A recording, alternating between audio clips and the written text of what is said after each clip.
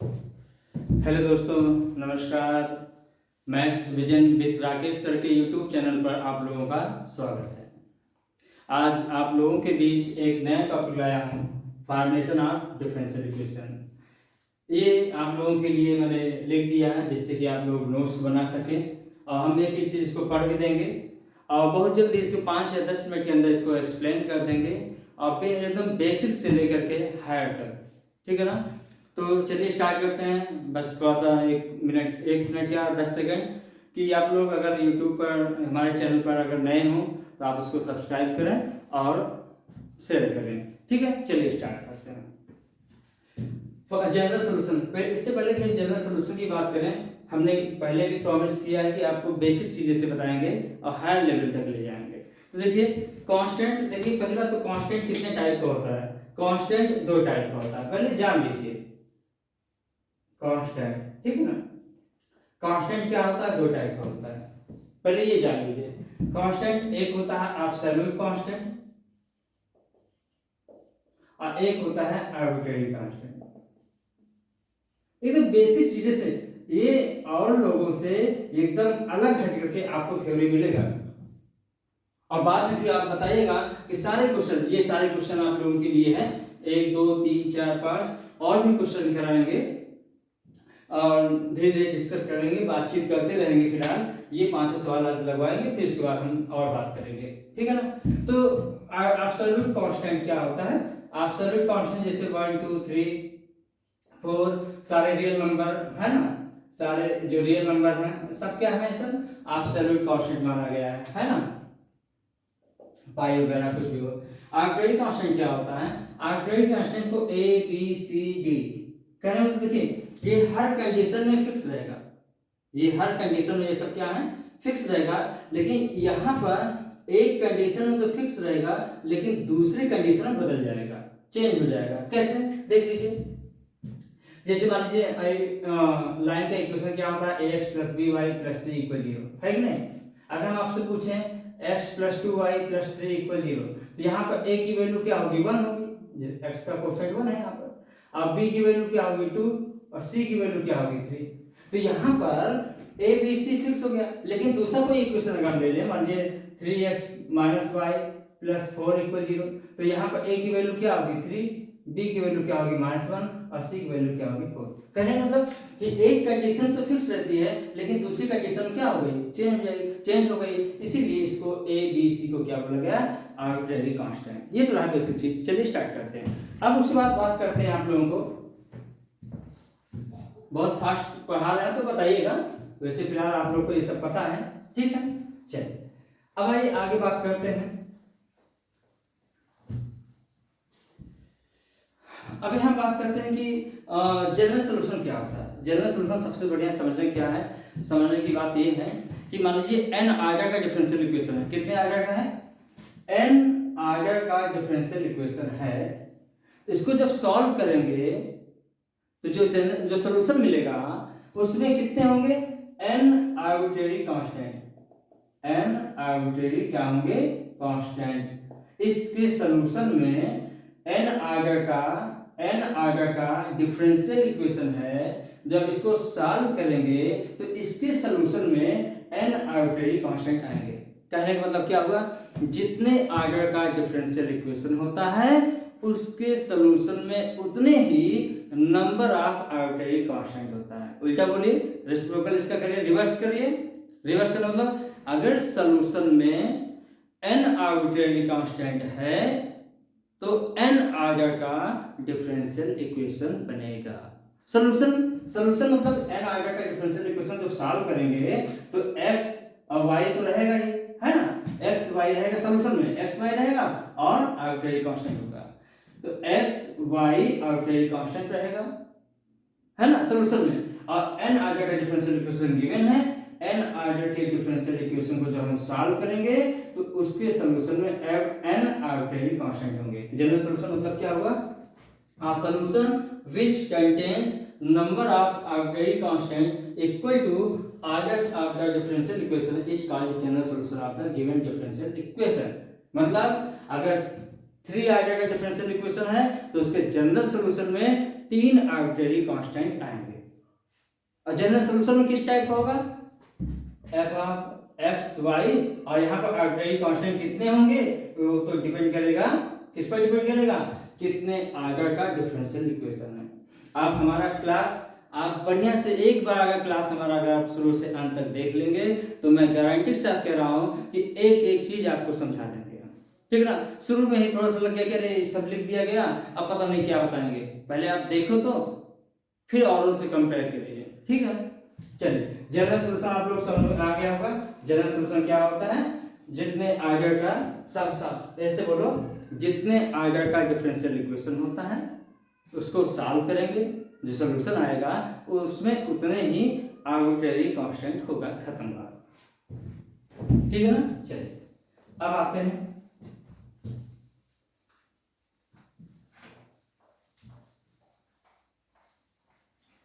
अब बात करते हैं फॉर्मेशन ऑफ डिफरेंशियल इक्वेशन।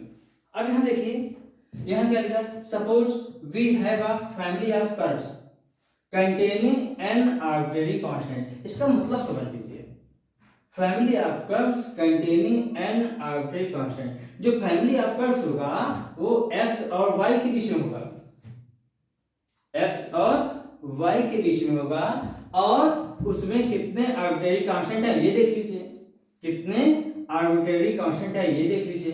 तो उसके बाद अगर फैमिली ऑफ कर्व में n आर्बिट्रेरी कांस्टेंट है तो उसके सॉल्यूशन में, उसके सॉल्यूशन मतलब उतने ही, सॉरी सॉल्यूशन नहीं कहना है, समझ लीजिए, पहले फिर बताइए, फैमिली ऑफ कर्व मतलब x और y और वेरिएबल, सॉरी एंड क्या होगा, आर्बिट्रेरी कांस्टेंट। आर्बिट्रेरी कांस्टेंट कितने हैं वो तो क्वेश्चन में दिया रहेगा, ठीक है ना। उतने ही we can obtain an nth order differential equation whose solution is the given family। बात समझ में आई नहीं आई? तो फॉर्मेशन ऑफ डिफरेंशियल इक्वेशन में क्या होता है, एक फैमिली ऑफ कर्व दिया रहेगा, फैमिली ऑफ कर्व मतलब क्या होगा, relation between x y and number of arbitrary constant, number of arbitrary constant. देखेंगे आर्बिट्रेरी कांस्टेंट कितने हैं और जितने होंगे उतने ही आर्डर का डिफरेंशियल इक्वेशन हमको मिलेगा, ठीक है ना। अब वर्किंग रूल यहाँ पर nth आर्डर का है। इससे पहले कि हम इसको पढ़ें, पहले आप बताते हैं फर्स्ट आर्डर का डिफरेंशियल इक्वेशन कैसे बनाएंगे, सेकंड आर्डर का डिफरेंशियल इक्वेशन कैसे बनाएंगे, फिर उसी को हम जनरलाइज कर देंगे तो ये ऑटोमेटिक ये तीनों स्टेप समझ में आ जाएगा। स्टार्ट करते हैं, आइए। घबराइए नहीं, थोड़ा सा भी घबराइए नहीं, आप टाइम देंगे उसका आपको फायदा मिलेगा, इस बात की गारंटी है, ठीक है ना। चलिए अब आइए देखिए, मान लीजिए जनरल सॉल्यूशन है आपके पास, फैमिली ऑफ कर्व है f of x y a equal 0, relation between x y and a। मान लीजिए कोई एक फैमिली ऑफ कर्व दिया है, तो आप क्या करेंगे, यहां पर आर्बिट्रेरी कांस्टेंट कितने हैं, 1 है, आर्बिट्रेरी कांस्टेंट कितने हैं, 1 है। अब 1 है तो इसको एक बार डिफरेंशिएट करेंगे, तो इसको जब डिफरेंशिएट करोगे, differentiate with respect to x, v है,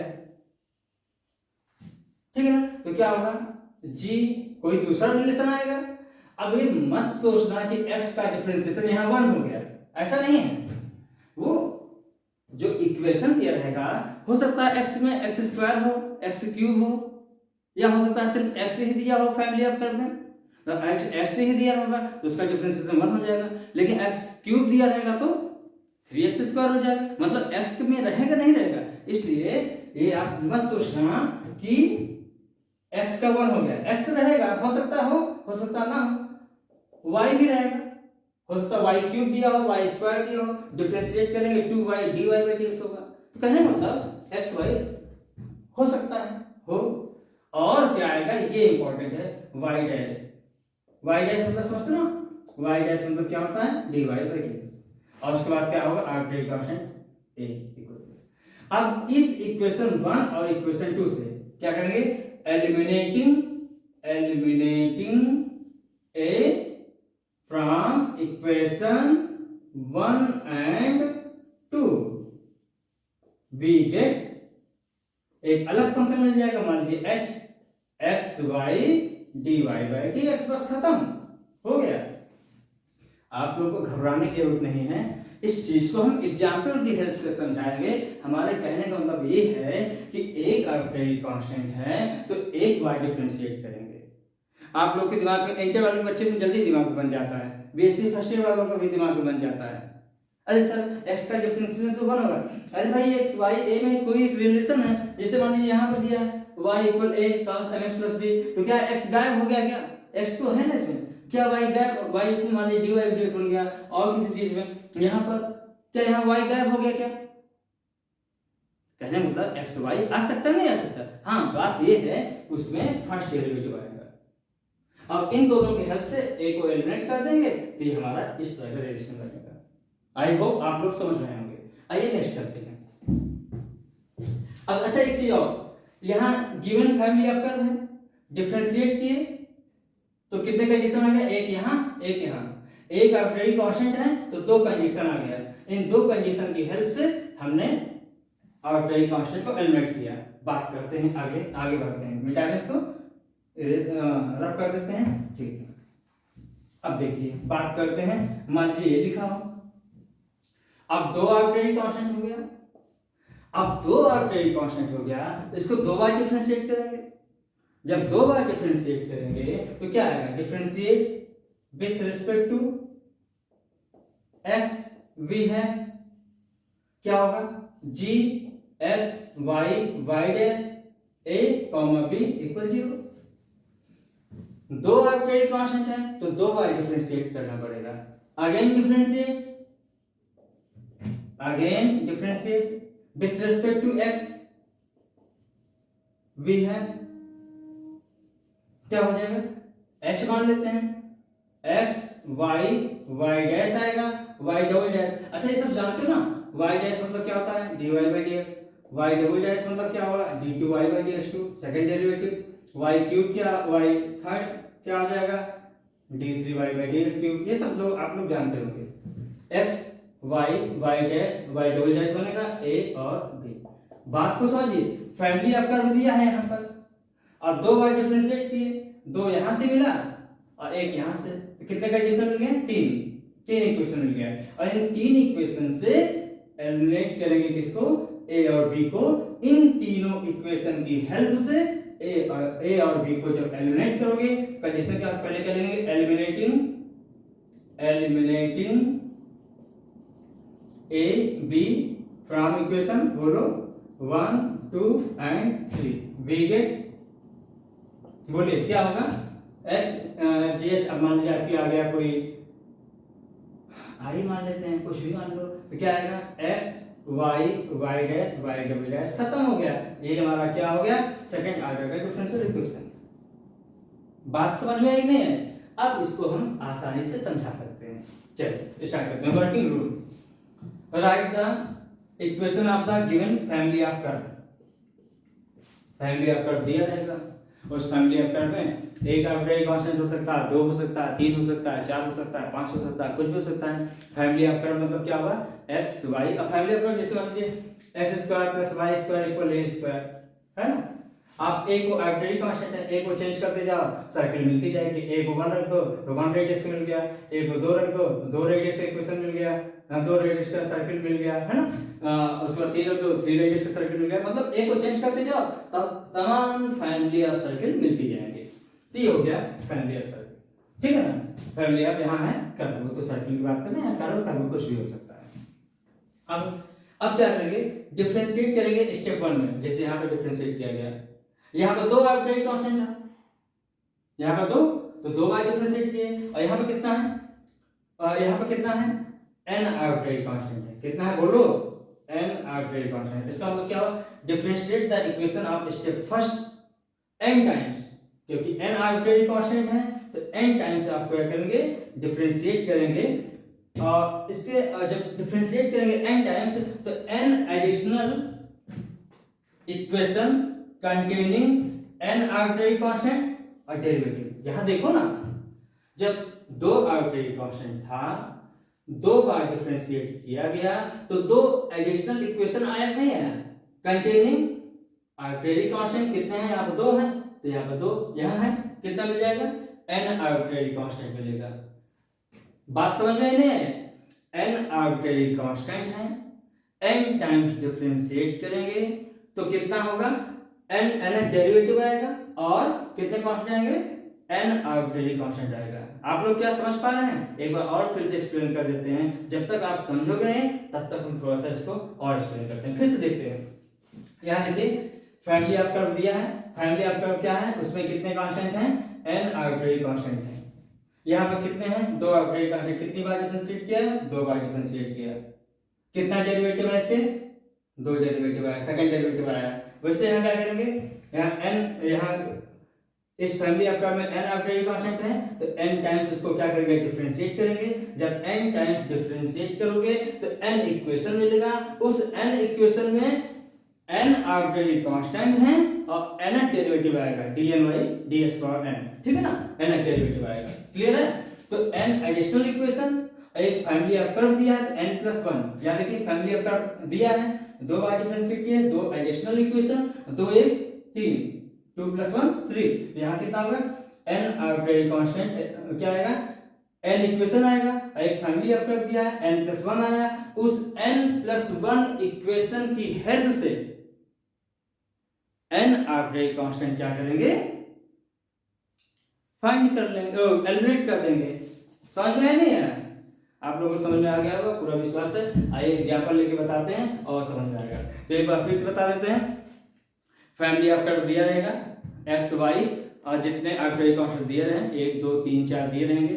अब मान लीजिए 2 बार दिया है तो आप 2 बार डिफरेंशिएट करिए, 2 बार डिफरेंशिएट करने के बाद एक जो गिवन फैमिली ऑफ कर्व है उसकी और जो 2 इक्वेशन और मिला उसकी हेल्प से आप क्या करेंगे, आर्बिट्रेरी कांस्टेंट को एलिमिनेट कर देंगे, जो मिलेगा वही हमारा क्या होगा, सेकंड ऑर्डर का डिफरेंशियल इक्वेशन होगा।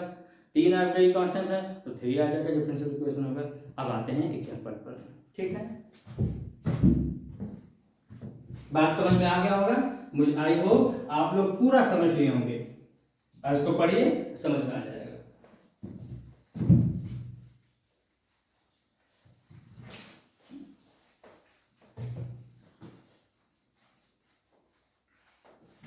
देखिए हम पूरा समझाने की कोशिश करते हैं ना, इसलिए थोड़ा सा 2 बार 3 बार 4 बार रिपीट हो जाता है, कोई बात नहीं, आप समझिए उसको और हम समझा के रहेंगे, ठीक है ना। आइए एग्जांपल की हेल्प से आपको समझाते हैं। मान लीजिए 70-80% यहाँ समझ में आ गया, 70-80%। अब आइए एग्जांपल से पूरा 100% पहुंचा देते हैं। क्या लिखा है, find the differential equation of the family of curves y = e⁻mx where m इज आर्बिट्रेरी कांस्टेंट। वो खुद कह देगा कि वहां कौन सा आर्बिट्रेरी कांस्टेंट है। तो यहां देखिए क्या लिखा है, y = क्या लिखा है, e⁻mx, y = क्या लिखा है, e⁻mx। कितने आर्बिट्रेरी कांस्टेंट है पहले ये बताइए, एक है, कौन है वो, m क्या है, आर्बिट्रेरी कांस्टेंट है, ठीक है ना। तो चलिए एक बार डिफरेंशिएट करेंगे बस, तो differentiate with respect to x भी है, क्या होगा बताइए, dy by dx इक्वल, इसको डिफरेंशिएट करेंगे m × e⁻mx, इक्वेशन 1 इक्वेशन 2। अब इन 1 और 2 अब आगे नहीं डिफरेंशिएट करेंगे, नहीं, जब देखो डिफरेंशिएट करते चले जाओ, एक आर्बिट्रेरी कांस्टेंट है तो एक बार डिफरेंशिएट करेंगे। अब इन दोनों के हेल्प से हम क्या करेंगे, एलिमिनेट कर देंगे, तो इसको ऐसे भी लिख सकते हो यूजिंग 1, तो क्या होगा, dy by dx, m e⁻mx को यहाँ से क्या लिख सकते हो y, लेकिन प्रॉब्लम है इस m को हटाना है, तो हटाना है, कैसे हटाएंगे, m को हम हटा सकते हैं यहीं से, इसमें लेते हैं, इसमें taking log in both sides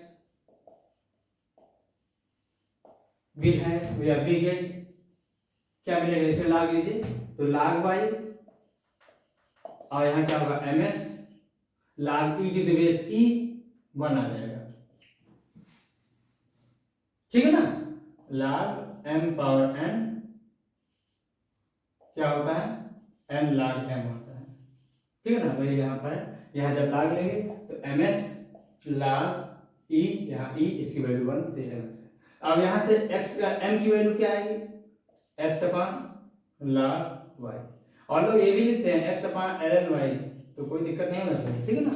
अब m की वैल्यू उठा के यहाँ रख दीजिए, तो dy बाई dx इक्वल क्या होगा बताओगे, x अपान log y इंटू, तो क्या बन जाएगा log y dy by dx equal क्या हो जाएगा x वाई, और ज़्यादा करना है तो इसको माइनस एक्स वाई इक्वल क्या हो जाएगा, ये log y से मल्टीप्लाई कर देंगे, यहाँ एक्स वाई है, इधर है माइनस एक्स। तो आप लोगों को समझ में आया कि नहीं आया पहले तो ये एक आगे का डिफरेंशियल इक्वेशन बन गया, बात समझ में ना। जनरल सॉल्यूशन में क्या आता है, एक्स होगा वाई होगा, सॉरी ऐसा डिफरेंशियल इक्वेशन है, ठीक है। अब इसको जब सॉल्व करेंगे तो ये मिल जाएगा, जनरल सॉल्यूशन मिल जाएगा, एक्स होगा वाई होगा और एक आपके कांस्टेंट है यहाँ पर।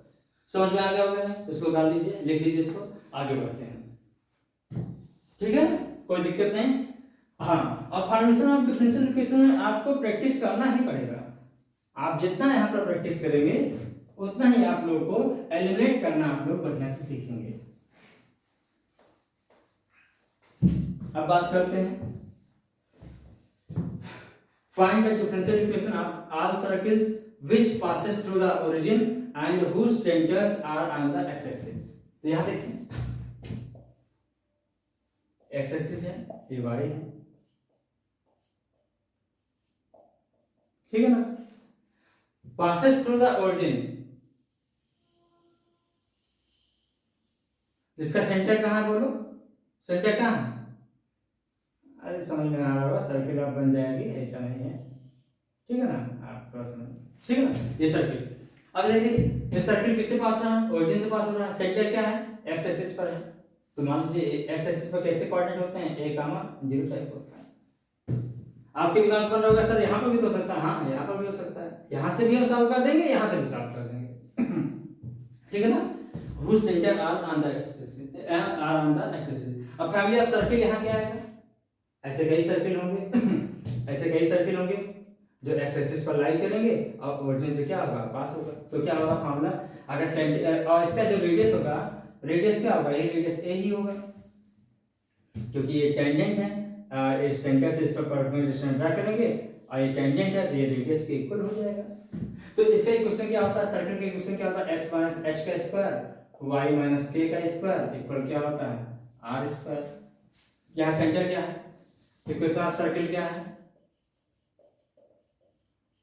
क्या आएगा x माइनस a का स्क्वायर y माइनस 0 का स्क्वायर इक्वल क्या हो जाएगा a स्क्वायर।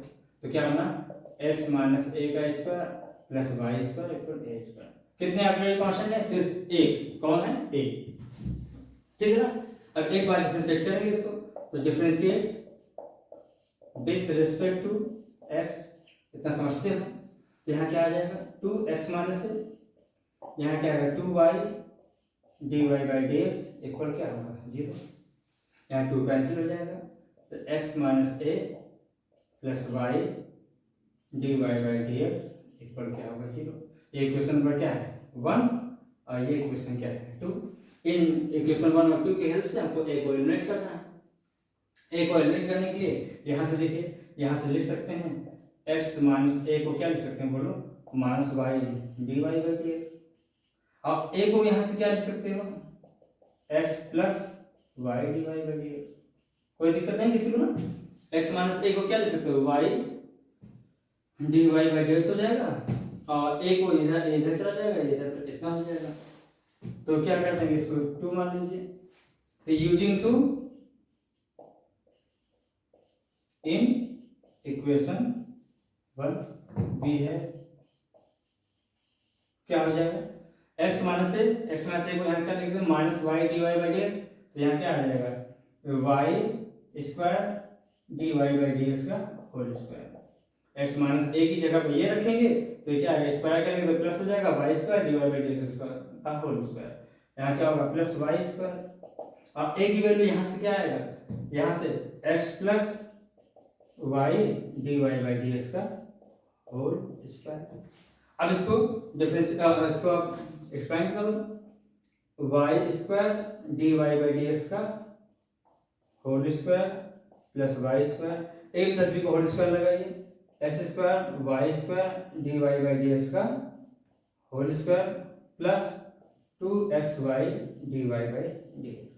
ये से क्या हो जाएगा, कैंसिल हो जाएगा, तो क्या आएगा, ये आ जाएगा 2xy dy by D X plus S square minus Y square equal क्या हो जाएगा, खत्म हो गया। फर्स्ट आर्टिकल का डिफरेंशियल इक्वेशन मिल गया। समझ में आ रहा नहीं आ रहा है, कोई दिक्कत नहीं किसी को, आगे बढ़ते हैं। नोट कर लीजिए इसको।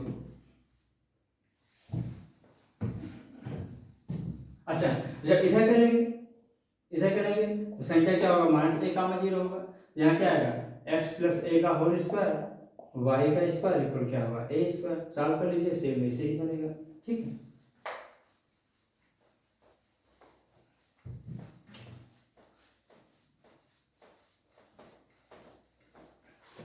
नेक्स्ट क्या लिखा है, find the differential equation y equal a cos mx plus b where. अब यहाँ देखो इंपॉर्टेंट चीज है, यहाँ a और b आर्बिट्रेरी कांस्टेंट है और यहाँ पर m को कह दिया फिक्स्ड कांस्टेंट है। जब फिक्स्ड कांस्टेंट है तो इसका मतलब क्या समझते हैं, बोलिए। जब फिक्स्ड कांस्टेंट है तो m क्या हो गया, एब्सोल्यूट कांस्टेंट हो गया। इसका मतलब दो ही आर्बिट्रेरी कांस्टेंट है, कौन कौन, a और b, दो बार डिफरेंशिएट करेंगे। ठीक है ना, समझ में आ रहा नहीं आ रहा है। चलिए आगे बढ़ते हैं। देखें y इक्वल क्या लिखा है, a cos mx plus b। समझ में आ रहा होगा, m यहाँ आर्बिट्रेरी कांस्टेंट नहीं है, m यहाँ फिक्स्ड कांस्टेंट है। a और b दो ही आर्बिट्रेरी कांस्टेंट है, तो दो बार डिफरेंशिएट करेंगे। Differentiate with respect to x, b get क्या हो जाएगा, dy बाई dx इक्वल क्या होगा, माइनस a साइन। डिफरेंशिएट करना आता है सबको, ये मान के चलता हूं कि आप लोगों को डिफरेंशिएशन आता है, इसलिए यहाँ पर दिक्कत नहीं होगी। ठीक है ना, चलिए माइनस ए, इसका क्या आएगा, sine mx plus B. mx plus B का फिर से करेंगे तो m आ जाएगा, m sine mx plus B. Again differentiate करेंगे बिना सोचे समझे, again differentiate with respect to x, है कि नहीं। तो क्या होगा, d2y बाई dx2 इक्वल क्या होगा, माइनस a, यहाँ एम स्क्वायर आ जाएगा, यहाँ cos mx प्लस b हो जाएगा। यहाँ तक कोई दिक्कत नहीं किसी को, समझ में आ रहा नहीं आ रहा, आ रहा होगा। ठीक है ना। अच्छा, ये इक्वेशन 1 हो गया, ये इक्वेशन 2 हो गया, ये इक्वेशन 3 हो गया। कोई दिक्कत किसी को, बोलिए, समझ में आ रहा है ना। चलिए स्टार्ट करते हैं आगे। अब देखिए a cos mx plus b को हम क्या लिख सकते हैं, y। तो फ्रॉम 1 क्या होगा, d2y बाई dx2 इक्वल क्या आएगा बताओ, ये आएगा माइनस m स्क्वायर, क्या हो जाएगा y। और m क्या है, आर्बिट्रेरी कांस्टेंट नहीं है, एब्सोल्यूट कांस्टेंट है, इसका कोई मतलब नहीं होगा यहाँ पर। ठीक है ना, तो क्या आएगा, d2y by dx2 plus m square. अब सोच रहे हो सर इक्वेशन 2 क्यों नहीं यूज किए, अरे भगवान करे ये एक ही इक्वेशन से आ जाए, एलिमिनेट हो जाए आर्बिट्रेरी कांस्टेंट, लेकिन ऐसा हमेशा नहीं होता है। ये तो लकी है, हो गया एक ही यही का यूज किए, बन गया। समझ में आ रहा नहीं आ रहा, सेकंड आर्डर डिफरेंशियल इक्वेशन बन गया। नेक्स्ट आइए, नोट कर लीजिए, मिटाने जा रहे हैं।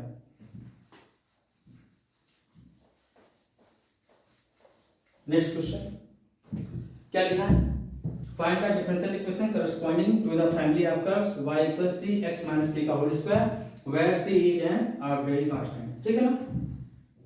चलिए तो y इक्वल क्या लिखा है, c x - c का होल स्क्वायर। तो ध्यान देना है, c आर्बिट्रेरी कांस्टेंट है तो केवल एक ही आर्बिट्रेरी कांस्टेंट है c।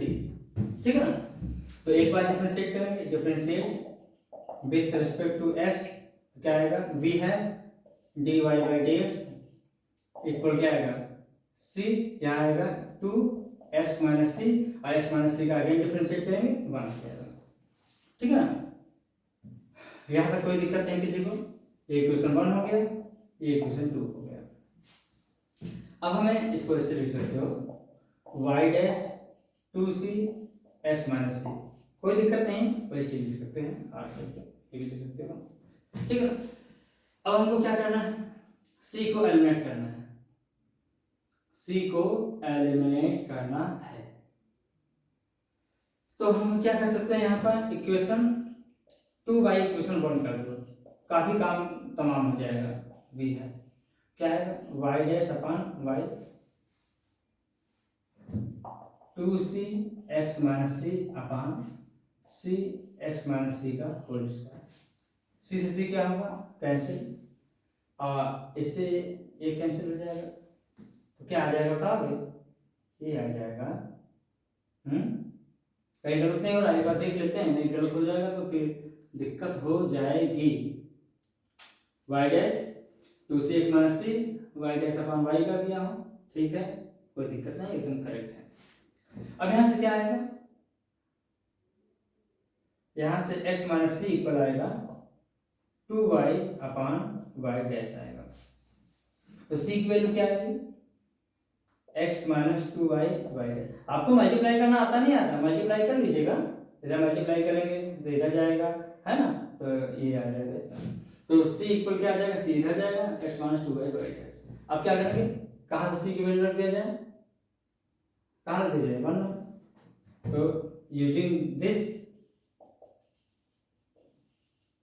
इन इक्वेशन 1 में रखेंगे तो y इक्वल c की वैल्यू क्या है, x minus 2y upon y dash, ये c की वैल्यू है। x माइनस c की वैल्यू क्या है, या ऐसे करिए c की वैल्यू उठा के यहाँ रख दीजिए तो x कैंसिल हो जाएगा, या यहाँ से दिख रहा है हमको ना, x माइनस सी यहाँ से क्या है 2y वाई डैश का होल स्क्वायर, ठीक है ना। अब ऐसे ले लो, लेना हो तो ये आएगा x Y dash minus 2y, और यहाँ क्या आएगा 4y square upon y dash का होल स्क्वायर, यहाँ वाई डैश हो जाएगा, एक y से एक y क्या होगा, कैंसिल हो जाएगा, यहाँ पर वाई डैश का होल स्क्वायर, ये हो जाएगा वाई डैश का होल क्यूब, यहाँ क्या हो जाएगा 4y x Y dash minus 2y, ठीक है ना।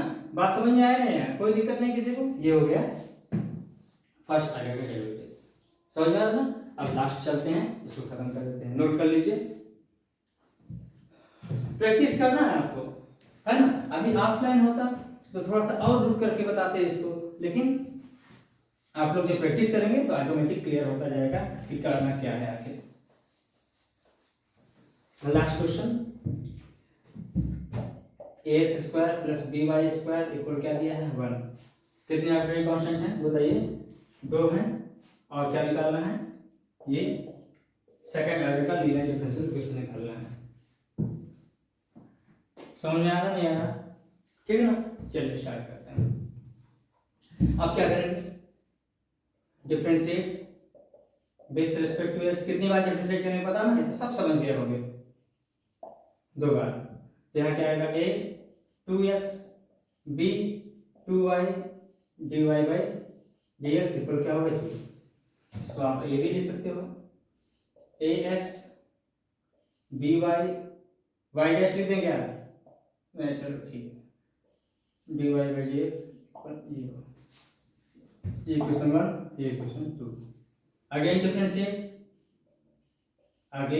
डिफरेंशिएट